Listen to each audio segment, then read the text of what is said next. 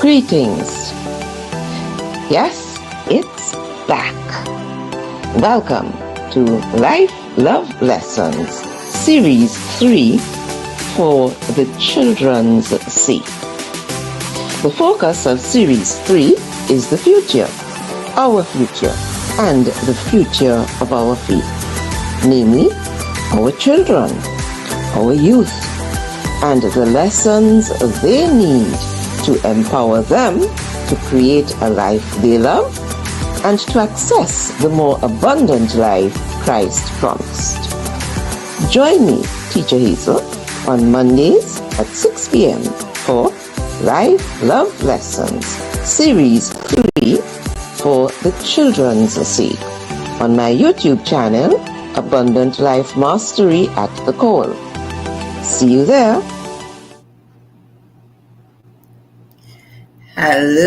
Hello. Greetings, howdy do, and welcome to today's session of Life Love Lessons Series 3 for the Children's Sake. We are now on Lesson 11, the penultimate lesson of the series. Yes, this series has all of 12 lessons, more than Series 1 and more than Series 2. But then, it is for the children, for the future. And so, as usual, let us begin with an acknowledgement of our Creator and Sustainer. Without Him, we can do nothing. The light of God surrounds us. The love of God enfolds us. The power of God protects us. The presence of God sustains us. Wherever we are, God is.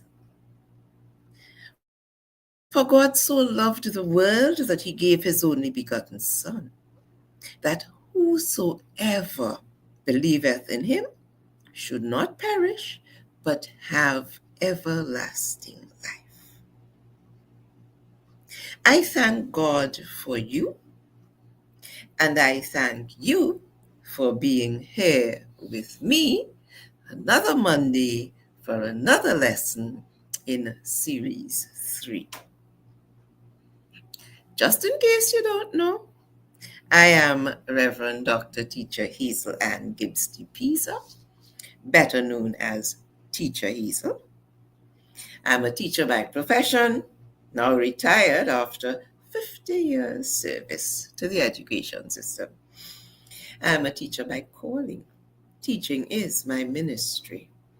I'm also a transformational life coach and a life mastery consultant, principal of the Herman Paris Spiritual Baptist Southland School of Theology of Trinidad and Tobago, established 1981, and director and co-founder of the Foundation for the Academic Advancement of Spiritual Baptist Youth, a spiritual Baptist solution for a spiritual Baptist problem, established 1998. Yes. And so today we begin Lesson 11. Children living the Christ life. Welcome again. It's always a joy to welcome you. And yes, children living the Christ life. My grandmother used to say, if you're not too young to die, you're not too young to serve the Lord. So, we're looking at the children living the Christ life. After all that we've been through, we're focusing now directly on them living the Christ life. And of course, you know that I will give you my intention. So, the series, For the Children's Sake, is intended to encourage you, for the children's sake, to empower our children to access the more abundant life Christ promised them, to actuate them to live a life they love and love the life they live, and to maintain the authenticity of the spiritual Baptist Christian faith. You see, God sent his Son into the world, John 3:17, not to condemn the world, but that the world through him might be saved. So let's save the children. Jesus said in the Gospel of John, chapter 10, verse 10, I am come that they might have life and have it more abundantly. And that scripture verse is the basis on which the call, the Claiming Abundant Living line, my coaching, teaching, consultancy service, is built and fashioned. Hence the name of my YouTube channel, Abundant Life Mastery at the Call. Yes, it's all connected. It's all connected. And so we're getting down to the meat of it now. In this lesson 11, Children Living the Christ Life, our foundation is train up a child in the way he should go, and when he is old, he will not depart from it. Proverbs 22:6. Little children have a natural appreciation of nature, so that you see the dog and the sunshine and the grass and the trees, they would love that setting.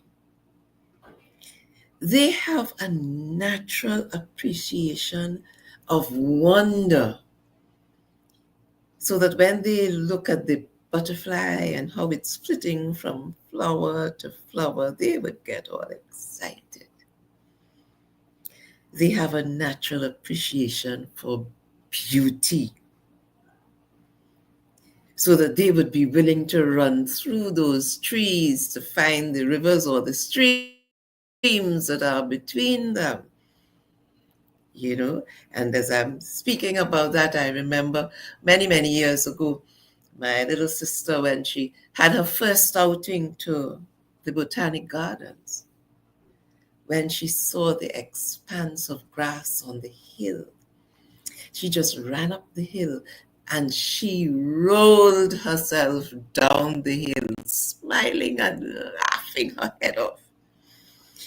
And I was just awestruck by the joy that she was experiencing and the wonder that she was seeing. Not many adults would have considered doing that, seeing that space for the first time and recognizing the beauty of it and the wonder of it. But children, they have this natural connection. And we want to maintain that connection that they have. We want to maintain that appreciation that they have. And we want to teach them the knowledge of the Creator. They must see the connection between the things that they see and enjoy and get excited about and the Creator, the one who prepared it all for them. Yes, we want to encourage and maintain that life of wonder and awe and beauty. So, train up a child in the way he should go, and when he is old, he will not depart from it. So, we want to keep the early life focus because when they are small, when they are young, when they are still untouched by the negativity of the world around them, they have that spiritual connection. They are aware of their super senses and their spiritual faculties. They are in touch with their intuition, seeing with the soul, and their imagination, that image making faculty, so that they will think of all kinds of things. They are spontaneous. They will see the beauty of a lily in a mud pond and they will want to touch. Where we may just see the mud and think of the smell, and they will see the beauty of the lily in the muddy pond. And we want to stop blocking that out and cutting it off and encourage them to keep that spiritual connection, that ability to see with the soul and to create images in their mind and to make use of their super senses. Because when we encourage them to stay connected, they can stay connected with their spiritual self and their natural affinity to the eternal spirit. So that's why we have to train them in the way they should go. Yes, we want to train them. So, teaching our children, that's what we're about, teaching them. And we remember that we went through the poem, If a Child Lives With, and I want to highlight 3 other places in that poem because I would have read the entire poem in one of the lessons, the early lessons, and then I would have dealt with some of the statements there. So I want to look at 3 others today because we're talking about the children living the Christ life. If a child lives with friendliness, he learns that the world is a nice place in which to live. Now, if you recall, God made everything perfect. He looked at it when he was finished and he said it was good. So he made a world that was beautiful and ready for us. But when our children grow up in unfriendly situations, when that is the experience that they are offered, they think that the world is not a nice place. So we need to give them the experience that they will understand that this is a nice place to live. You know, there's a song that says, there's nothing wrong with the world, it's the people who are in it. Yes. And we want them to know that there's nothing wrong with the world. Another statement I want us to look at, if a child lives with acceptance, he learns to love. We as elders, as parents, teachers, caregivers, we have to learn to accept our children so that they feel wanted, they feel loved, they feel that they have worth, We can't be always beating them down and finding fault with them. We have to learn to see the lily in the muddy pond and show them that acceptance so that they can learn to love, because that's the lesson they get from that setting. And if a child lives with praise, he learns to be appreciative. Yes, because if you could high five him sometimes when he does something good, and if you could allow them to just hug you and shake and laugh and spin around, hmm, if you could play some games with them and let them know, yeah, we're strong. If you can praise them by giving them stars and all of that when they do things right, you're teaching them and they are learning.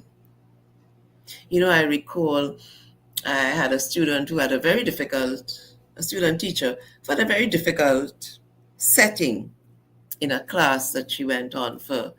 In those days, it was teaching, it was called a teaching practice. And she was saying, Miss, I am ready to give up because the class teacher can't control the class. Miss, how you expect me to be able to control the class? And I said, but you're the teacher. You have to be able to control the class. But Miss, I don't know what to do with these boys, and it's a class of boys, and they're noisy and they're wild, and the teacher doesn't control them. And I said, what do they like? Miss, all they like, football, cricket, and cards. I say, so you have the remedy.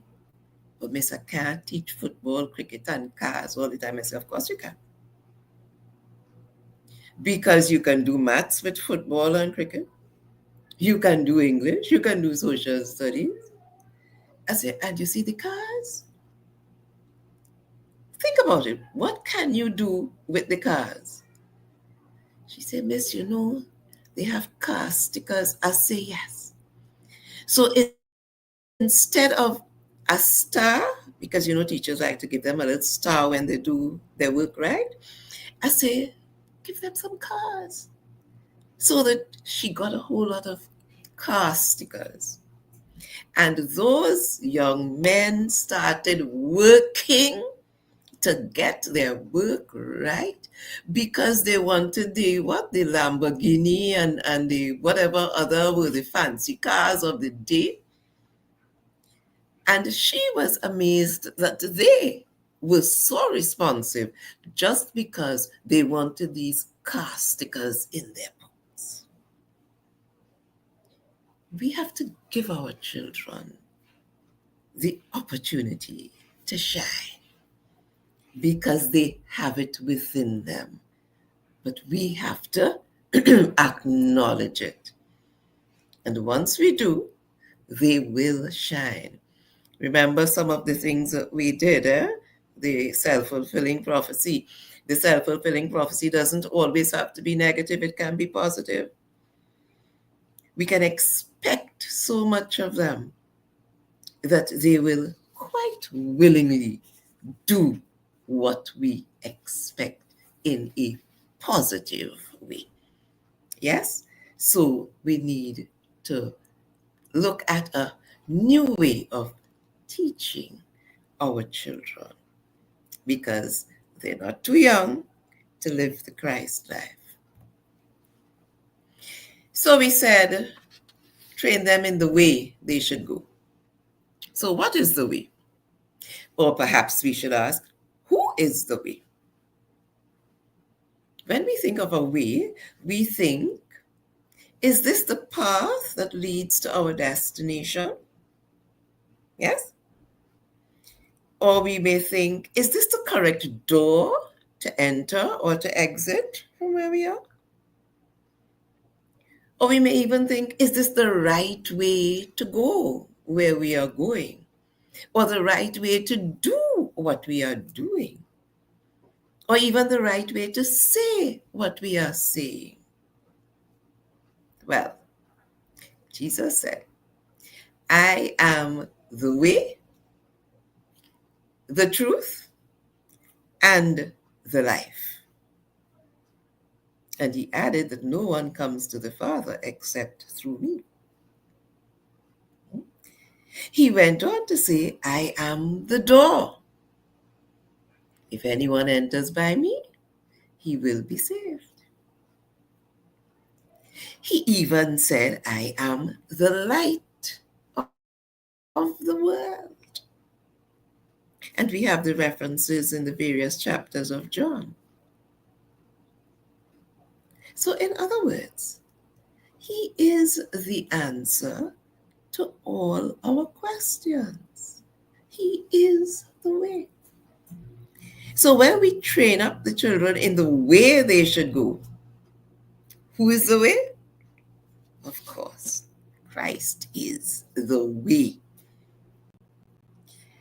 And therefore, then, what is the way? Love is the way, because love is the Christ way. So if we want to train the children in the right way, we have to train them to live the Christ life, which is a life of love, because love is the Christ way. He said to his disciples, a new commandment I give to you, that you love one another as I have loved you, that you also love one another. And he went on to explain, by this, all will know that you are my disciples if you have love one for another. So love is the Christ way. So you see, we're seeing a heart there on fire, and that's how we have to be. And that's how we have to teach our children to be. And you look at the rabbit and the chicken. Even though they are very different, love is the Christ way. So that even though our children are different in whatever way,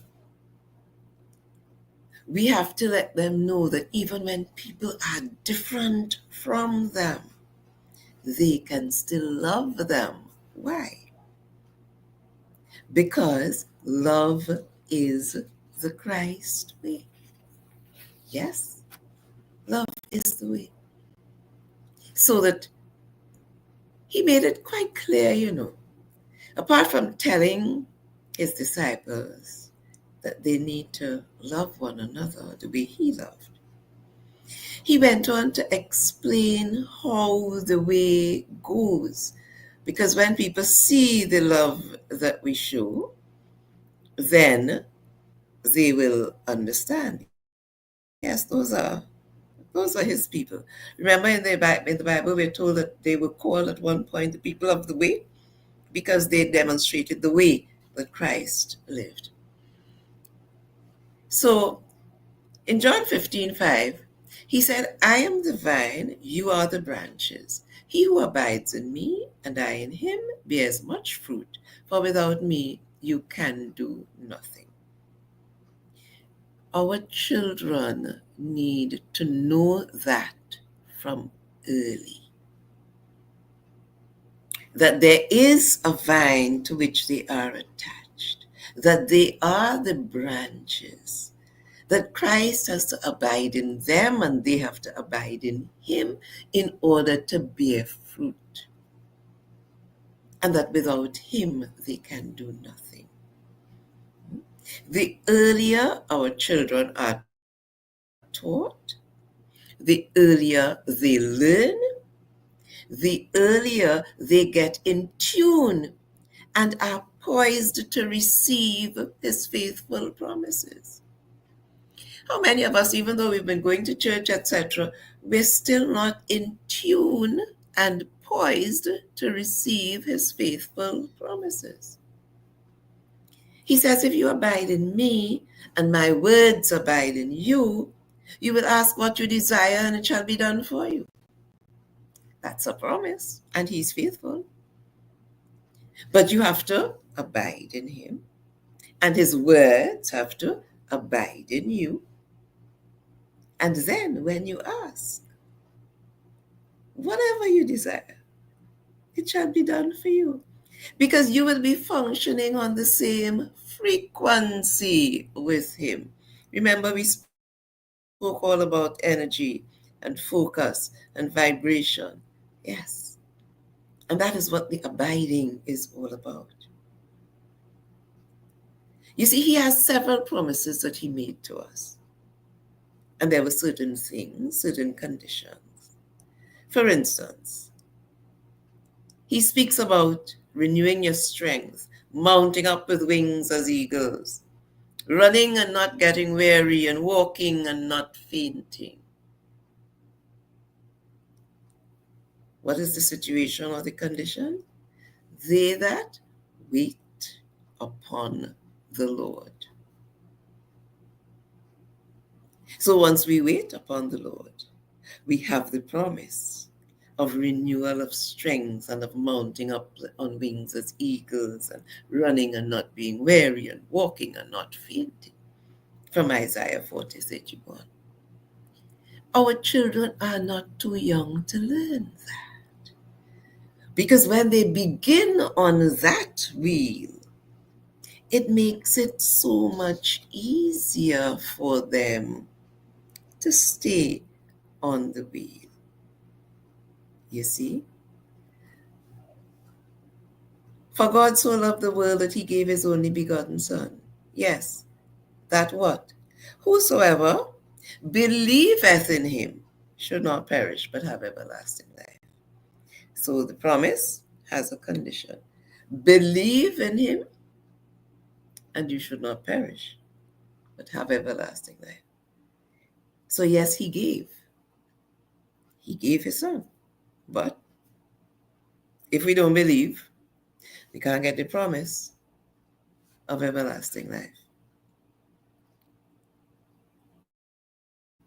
For ye have need of patience, that after ye have done the will of God, ye might receive the promise. That's what He says in Hebrews 10:36. We need the patience to wait on the Lord. And we need to teach the children. They're not too young to learn to wait. They're not too young to learn that actions have consequences. They're not too young to learn that God has made promises to them and that they can receive the promises if they understand what is required of them. And then, why do we have to have patience? Because we have a challenge. You see, in this world that we live in, we're faced with the challenge between culture and creator. Yeah.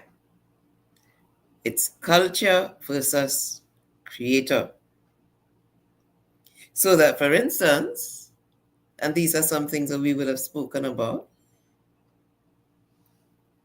are you just human? You know how we say, I'm only human. So that I have to do things wrong and I have to make mistakes and and I'm not supposed to know everything because I'm only human. That's what the culture says. But the Creator says, you're not only human, you're a spiritual being having a human experience. So are you going to follow the culture or are you going to follow the Creator? The culture says, get as much as you can. Take whatever you can. Hoard it. Make sure you get the most. The Creator says, give as much as you can. He says it's better to give than to receive. So again, the lesson from the culture is different from the lesson from the creator. Yes. When one says, gimme, gimme, gimme, gimme, the other one says, give to others. Give to those in need. Give it once you have it. Don't hide it and pretend you don't have it. Give, because it's better to give than to receive. And our children need to learn that instead of the things that they are learning. And then there's the whole question of earthly fortune versus treasures in heaven, heavenly treasures. You remember the young ruler who came to Christ? He had done all, he knew the law and he had done all. And Christ said unto him, give away some of your wealth now and follow me. Focus on the heavenly treasures, because where your treasure is where your heart will be. That's where your focus will be. And he walked away sad because his heart was on his earthly treasure. And some people found that it was a hard saying when Christ said, oh, how hardly the rich will enter heaven. It's not that the rich can't enter. It is where the rich has their focus, because when we get rich in earthly wealth, there is a tendency to put our focus there and to feel that that is the be all and end all of life. And therefore we keep striving for more and more and more and more and more. And we ignore the heavenly treasures.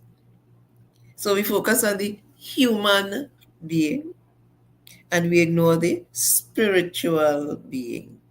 And we know that the spiritual being is the true being, because that's the one that was there before the beginning of the human session and will be there after the end of the human session. Yes? And our children need to understand this.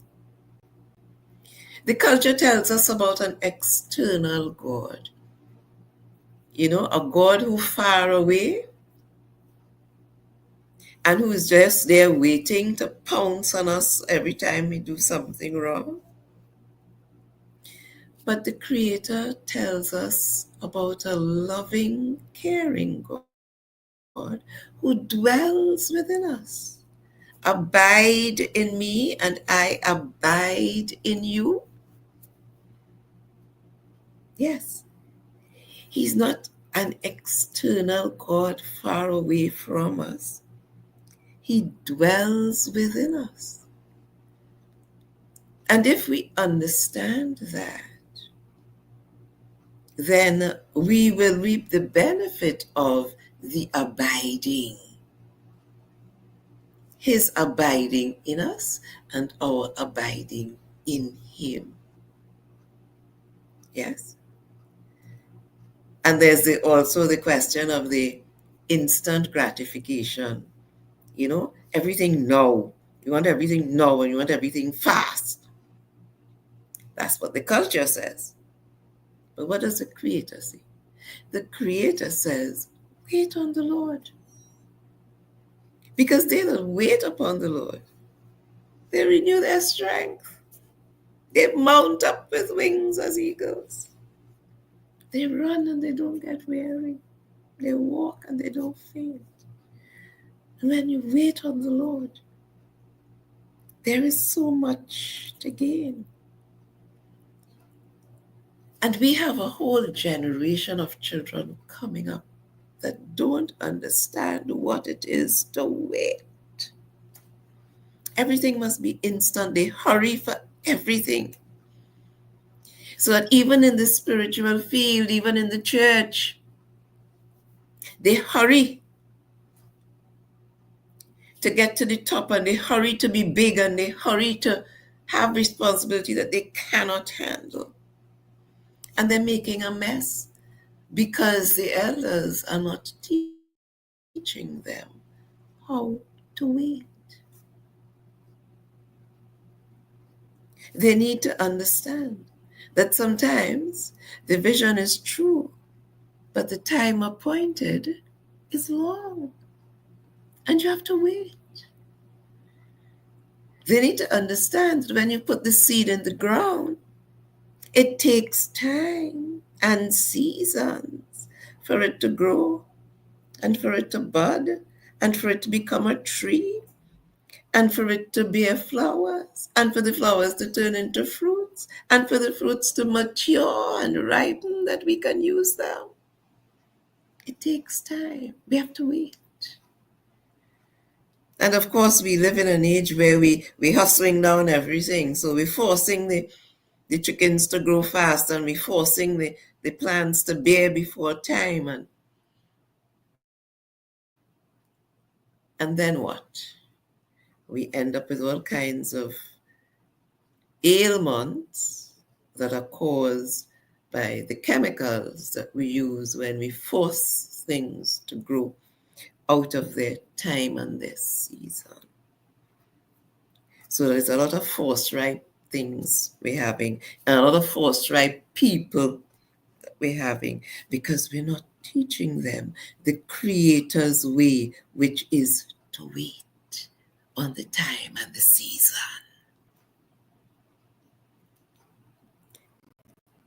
And then there's the question of love. So we're ready to fight. We're willing to fight. And according to the culture, love is a feeling. So when you feel it, you give it or you do it. And when you don't feel it, you get angry and you want to kill the same thing that you just say you love. But the Creator says, love is a commandment. He says, love one another. Love your neighbor as you love yourself. Love God with all your heart and soul and mind and strength. And there's a whole long chapter on the various aspects of love. We need to understand that to live is Christ. And we say it, like Paul, to live is Christ and to die is gain. But then, do we live it? And do we teach it to the children? Do we give them the experience and the exposure and the opportunity to learn? We say, I can do all things through Christ who lives in me. But if he's not living in you, then you can't do all things. And how does he live in you? And how are you able to do all things? The culture says, fight for what you want and beat down whoever you could beat down and push down who you could push down, because if they're in your way and you can't reach what it is you want to reach, you get rid of them in order to reach it. The Creator doesn't say that. The Creator says, love your enemies. Love those who hate you. Don't render evil for evil. That's the Creator's way. So there is a challenge between the culture and the Creator, because the culture has one type of teaching and the Creator has a different type of teaching. And very often we allow our children to grow up with the teaching of the culture and we do not have them embrace the teachings of the Creator.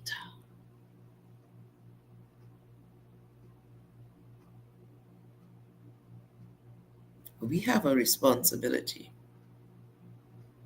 And we complain about the youth and they're going wild and they whatever, but the responsibility lies on us because we are not training them up in the way they should go.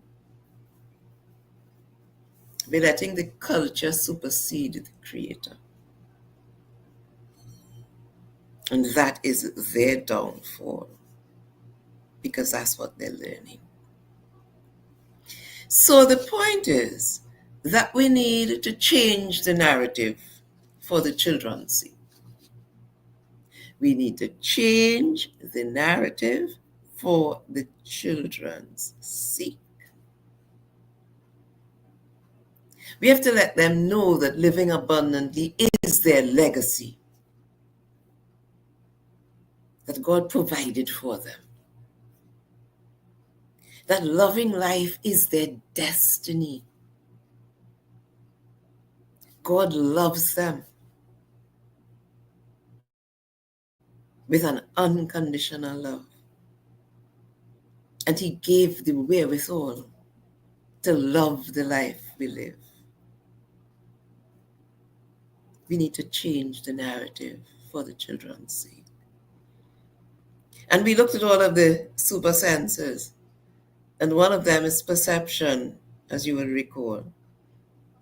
And we need to build their perception, sorry. And remember, perception gives us the capacity to find the seed of good inside everything. But if the opportunities and the training is skewed in the wrong direction, then remember, your perception is shaped by your experience. And your perception is your reality. So if you perceive the world as an ugly place and a hard place to live and dog eat dog and all of those negative things, then it becomes difficult to see the seed of good inside everything. And that's why we have to change the narrative for the children's sake. So that from early they will learn that there is good in everything, no matter how bad it seems. The word says, all things work together for good to those who love the Lord. And we need to teach the children that. They're not too young to understand. We need to awaken them to the infinite connection, the divine mind that guides the universe. Don't just have them learning all the nonsense that is being touted. They need to learn and to understand who God is. And that their life is more than the physical that they are seeing and hearing. And of course, we have to let them dare to dream. Remember, they have a natural affinity for dreaming and imagining and for the intuition, and they come with it. But what happens? We beat it out of them, we buff it out of them, we pound it out of them. We laugh at them when they dream of things that we couldn't dream of. We have to encourage them to dream because they live in a world of endless possibility. God provided that for them. We have to encourage them to dream. And the dreams that they dare to dream really will come true. There's so many wonders that people have done. And you But now there's a lot that is coming out in even in the social media, in spite of all the other things that are coming up, right? There is also coming up the fact that there are so many wonderful, amazing, creative things that Black people have done that were hidden from us, that we thought it was white people who did it because they brainwashed us into believing that we have no value and we have no sense and we can't do mathematics and we can't do science. And all we could do is work in the shop and in the parlor and in the store. But we have to get over that. Because when we know the God who created us, and when we understand the God whom we serve, we know that we have greatness within us. And we have to tell the children that they have greatness within them. But if we just keep bullying them and beating them and locking them up and willing to throw them in the police van and at every little thing, if we don't teach them, it's not their fault, it's ours. If we don't love them, if we don't appreciate them, if we don't praise them, what are they learning? Their perception of life is based on the experiences and the opportunities that they've had. It's what they're learning that they are giving out. So it's what we are putting into them that they are giving out. We need to change the narrative for the children's sake. So we need to teach them that love is of God and that God is love. We need to teach them that we are all God's children so that they can live the Christ life from their youth and be willing to serve the Creator while they are young. They mustn't come up like some of us are, where we feel it's a burden to serve God. How can it be a burden to serve the one who has created you and who is sustaining you, who put the breath of life into you and who can take it away at any time? How can it be a burden to serve him? Who loves you unconditionally? How can it be a burden to love him? But if we teach them that life is a fight and it's a war and it's a burden and this God thing and this prayers thing and this spiritual thing is, that's when you get old. If that's what we teach them, then we are creating the monsters that we are complaining about. Our children need to be taught. They learn from teaching and they learn from experience. They learn what they live. And if we don't tell them about living the Christ life, then they will live the other life and think that living for Christ is a burden, because that's what they're seeing and hearing. But what they live depends on us. And it all comes down to love. Love God, love yourself, love your neighbor, love everyone. Loving is living the Christ life. And they can learn to love from day one. Their future depends on our teaching and the experiences we afford them. So, yes, our children can live the Christ life, and it's not a burden, because the joy of the Lord is our strength. There is joy in serving God. There is peace and there is love. There is wealth. There is goodness. There is gratitude. That's the Christ life. It's a life of love. And they come prepared for that. But when they hit earth,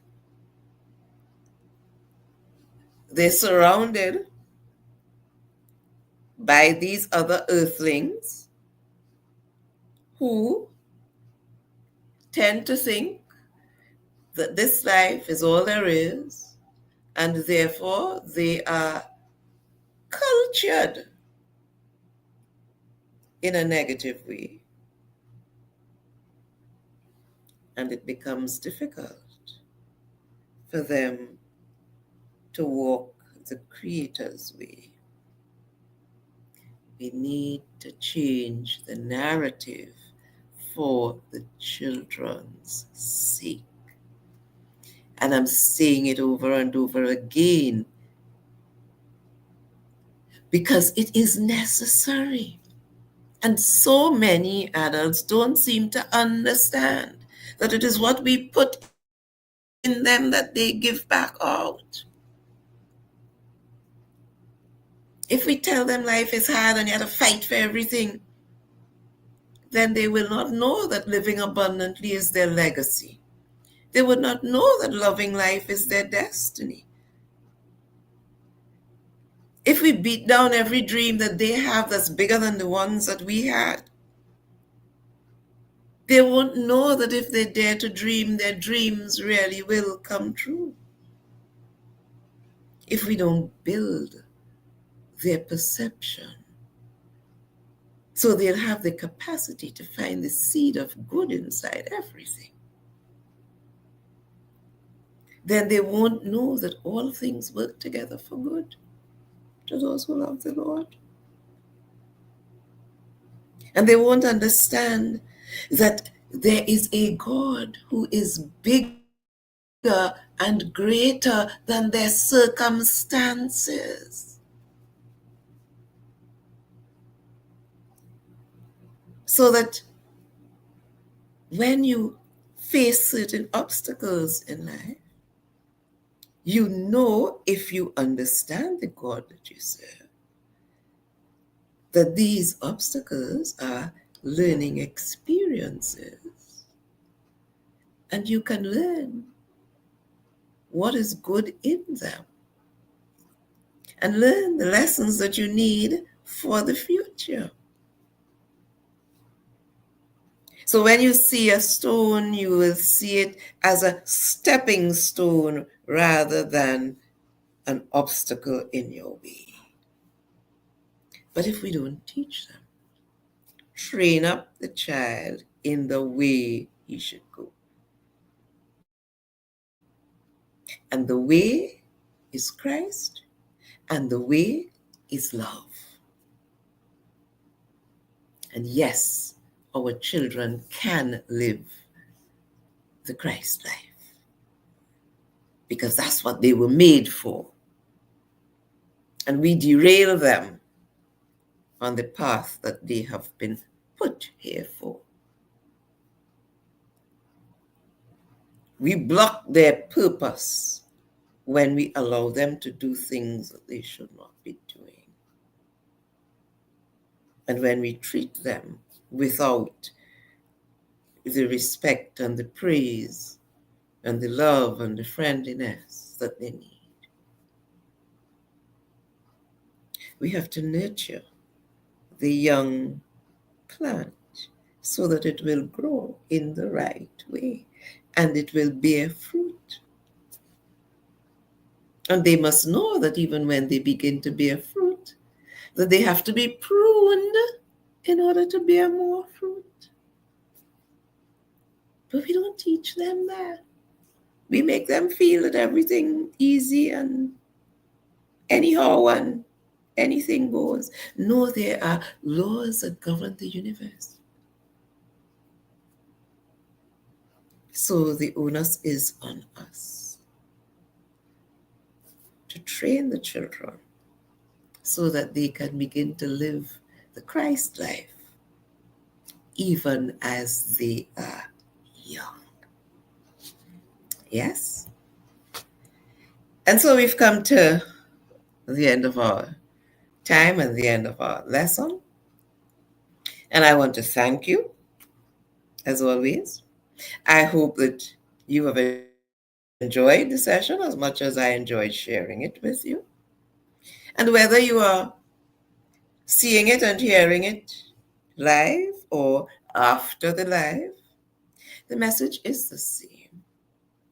Pay attention to the message.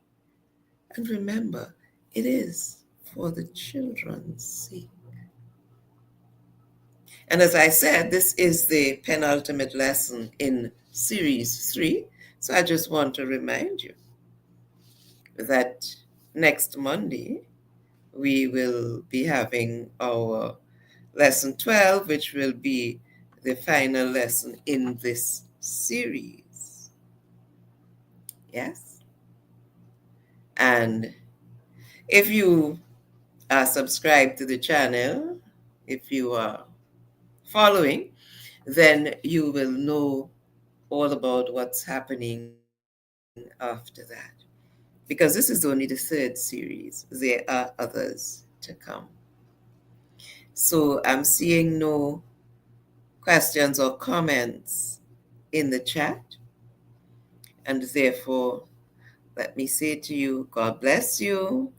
Thank you for being with me.